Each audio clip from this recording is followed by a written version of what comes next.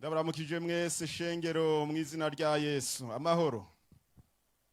Dukengurukiye Imana data wa twese yatugiriye ubuntu butangaje bwo kudutegurira ibihe byiza nk'ibi vyo gukoranira hamwe muri uyu mugisha wo kumva no kwakira ivy'Imana yaduteguriye. No munsi mukuru hambaye nibihe vyiza bitangaje kubona integuro y'igikorane nk'iyi, kandi dushimira nabi Imana yakoresheje kugira ngo bashobore kutwegeranya dusangire uyu mugisha. Yesu nabahezagire kandi tubashikiriza n'intasho zo mu Kayanza, ishengero rya Maramvya batasha ni muzakira. Tugomba dusoma ijambo ry'Imana hano mu butumwa bwiza bwa Yesu Kristo ko bwanditswe na Yohana gice ca 17 niho tugiye kuraba imirongo mikeya y'ijambo ry'Imana. Ni Yesu muherezi mukuru asengera abiwe. Yesu muherezi mukuru wacu asengera abiwe. Nisengesho rya Yesu muherezi mukuru asengera abiwe. Turabe urya murongo wa 200 na 221. Murongo wa 200 na 221 muri iri sengesho rya Yesu asengera bazomwizera bose guhera ku ntumwa ziwe bari kumwe. Hano dusoma ngo sinsabira abagusa, ariko ndasabira n'aba bazonyizera kubw'ijambo ryaba, kugira ngo bose babumwe nk'uko wewe Data uri muri jewe nanje nkaba muri wewe, ngo nabo abariko baba muri twebwe, ngwisi yizere ko ari wewe wantumye. N'iri jambo ry'Imana numvise mu mutima twosangira muri iki gikorane. Hano ni iki gisabisho ca Yesu mu misi ya nyuma yiwe yaradusengeye. Aradusengera, sengera abigishwa biwe yagomba gutuma mw'isi. Yongera sengera n'abantu bose bazovyarwa n'ijambo rijanywe n'abatumye. Abo rero bizeye iryo jambo natwe dukoraniye hano turimwo, kuko dukoranijwe nuko twizeye iryo jambo ry'umwami wacu Yesu Kristo. Iri sengesho usomye arerekana neza igikorwa yakoze mw'isi, igikorwa cyo gusambura ubwami bw'umwijima, aribwo bwami bwa Satani burangwa n'ikibi, kuko uyo mwami ni sekibi. Ibi byose iyo biva bikagera nibiranga ubwami bw'umwijima, aribwo bwami bwa Satani. Ubwo bwami nibwo bwaganze isi imbere yuko uyu mwami Yesu aza akabusambura, akubaka ubwami bw'Imana, ubwami bw'ijuru, ubwami bw'umuco, kuko yaje mw'isi ngo ari wo muco urasira mu mwijima wari uhasanzwe. Iyo turiko turaraba ijambo ry'Imana Paulo yanditse hariya mu Bigalatiya gice ca 5, urasoma ibijanye n'ibiranga ubwo bwami bw'isi, n'ibiranga ubwo bwami bw'Imana, ubwo bwami bw'ijuru, ubwo bwami bwa Yesu. Ibiranga ubwami bw'isi ni ingeso z'akameremere kabi ku mubiri, kameremere k'ivyaha, kameremere k'inzigo, k'ishari, kameremere k'ugwanko, kameremere ku busambanyi, kameremere ku kuboregwa, kameremere k'ibigirwamana, kameremere ko kwitandukanya, kameremere ko kubaka ibice. Ivyo vyose na kameremere ni ingeso ziranga ubwo bwami bw'umwijima. Ariko ujabutse wegeye imbere urasanga izindi ngeso ziranga ubwo bwami bwa Yesu. Ubwo bwami bwa Yesu ngo burangwa n'amahoro, burangwa n'urukundo, burangwa no kwihangana, burangwa n'ingeso nziza, burangwa n'amahoro n'ibindi niko Bibiliya ivuga. Niryo tandukaniro ry'ubwo bwami bubiri. Igihe Yesu yaza rero yasanze ubwami bwa wa mubi ari bwo buri mw'isi, ubwami bw'umwijima, ubwami bw'ivyaha, ubwami bw'ibibi, ibibi byose, kandi abari muri bwo bose barabakondane burupfu. Ko Bibiliya ivuga ngo twese twakoze ivyaha ntitwashikira ubwiza bw'Imana, ingero y'icaha nayo wigaca burupfu. Ariko Imana ishimwe ku bwa Yesu Kristo, igihe yaza mw'isi yubaka ubwami bw'Imana bw'umuco bwubatse kuri Kristo Yesu.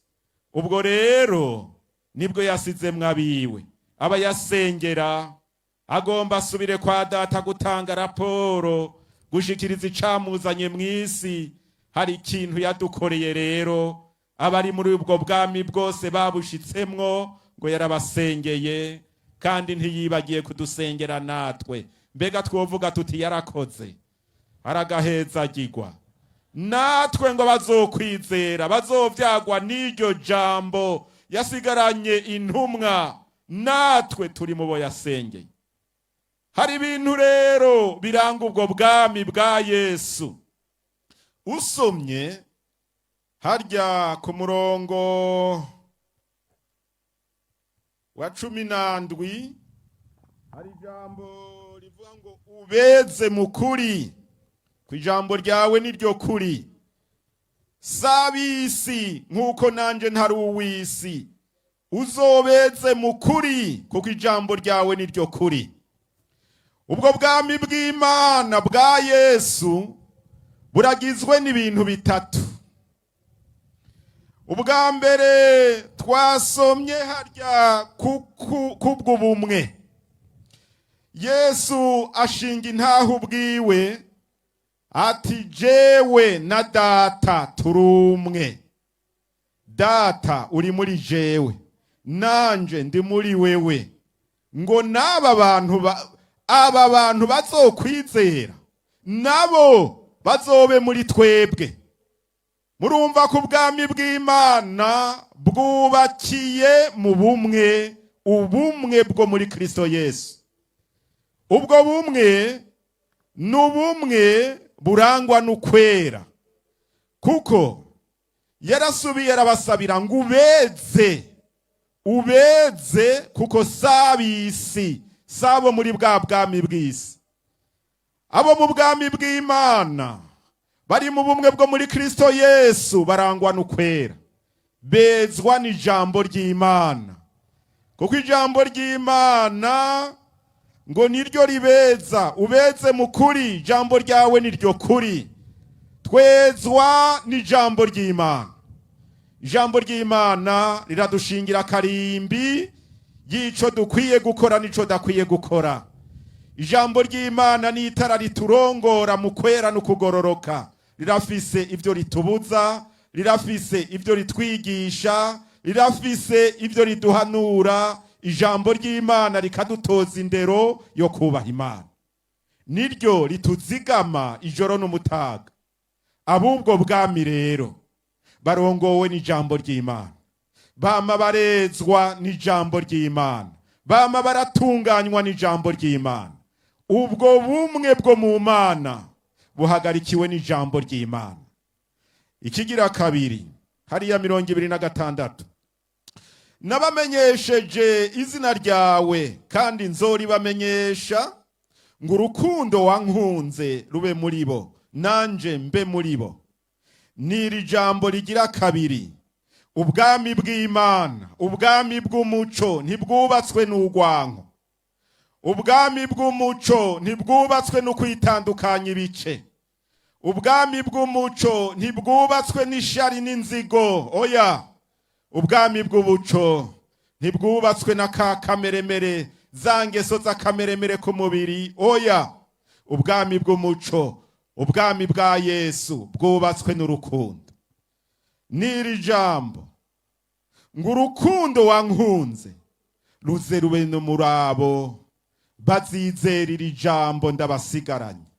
Shengero ry'Imana, ngibi ibituranga ko turi abana b'Imana, ngibi ibituranga ko turi mu Mana, turi muri Kristo Yesu, turi mu Mana Data wa twese, nayo iri muri twebwe. Nukwera, n'urukundo, n'ubumwe bw'abari muri Kristo Yesu. Ibindi byose biciye kubiri nibi ni vya wa mubi. Iyo haje inzigo ni ya wa mubi, iyo haje urwanko ni rwa wa mubi, iyo haje ibindi byose by'ingeso mbi ni vya wa mubi. Naho umuntu rero yokwika umutima akibaza ati none jewe ndi mu bwami buhe? Ibiranga ubwami bw'umwijima hari kiri muri jewe, nimba kiriyo umenye ko kiri mu mwijima. Ibiranga ubwami bw'umuco biri muri jewe, nimba wumva birimwo umenye ko uri umwana w'umuco, uri mu bwami bw'umuco. Yesu nabahezagire. Tugomba duce dusenga Imana.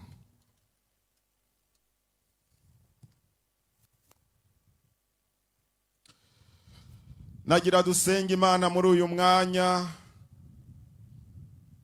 Mwigore duhagarare gatoya, izuba ririko rirarangira turirwanye.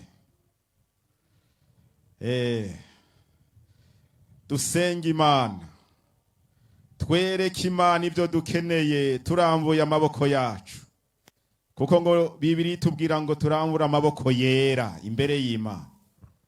Ego Data wa twese wo mwijuru, waremye ijuru n'isi, ibiboneka n'ibitaboneka, ukarema umwana w'umuntu mw'ishusho yawe, ukamukunda urukundo rw'akabura rugero. Wemeye kumukurikirana n'igihe yari yacumuye akava mu bwiza wamushizemwo, ntiwamuhevye. Abamarayika bacumuye warabahevye, n'uyu munsi nakahebwe nta n'imbabazi barindiriye. Ariko umwana w'umuntu suko, waramukunze uramurondera uburyo bwose kugira ngo ntawe wo gucirwa kwiteka no kurandu. Wemeye gutanga umwana wawe w'ikinege Kristo Yesu, uramurungika mw'isi, araza tanga ubugingo bwiwe ku musaraba Igorogota. Haleluya! Urupfu rwiwe n'amaraso yasesetse ku musaraba Igorogota acika incungu y'umwana w'umuntu.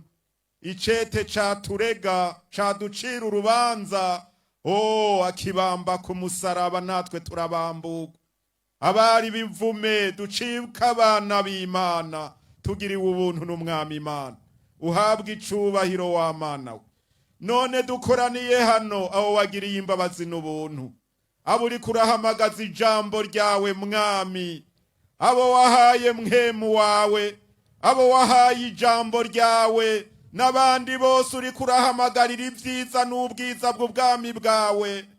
Dukoraniye hano imbere y'inyonga zawe muri iyi minsi, nk'uko vyaguhimbaye ukabikora uku.